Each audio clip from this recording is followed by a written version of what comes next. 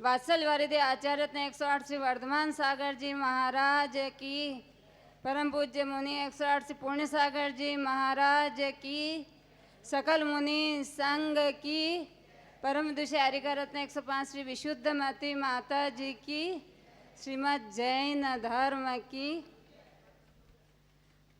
अनादिकाल से ये जीव चतुर्गति के भ्रमण में भ्रमण कर रहा है संसार में।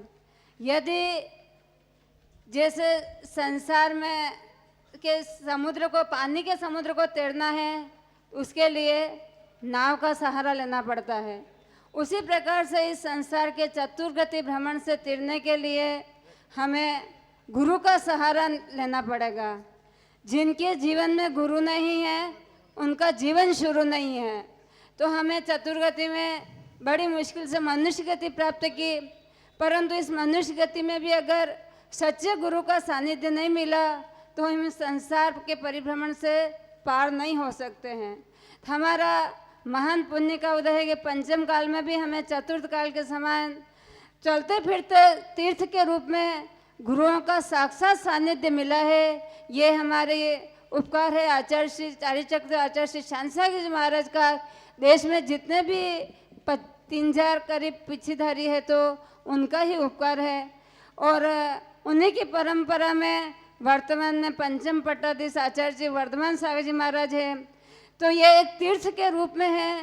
तीर्थ वो है जहाँ से तिरा जाए। हम यात्रा करने के लिए सिद्ध क्षेत्रों पे जाते हैं, परंतु गुरु चलते फिरते तीर्थ के रूप में हमारे नगर में आकर के और हमारे को उपदेश दे करके हमें संसार समुद्र से बाहर निकलने की उपदेश देते हैं। तो हमारा महान पुण्य का उदय है कि आचार्य वर्धमान सागर जी का अभी हमें साक्षात सानिध्य मिला है।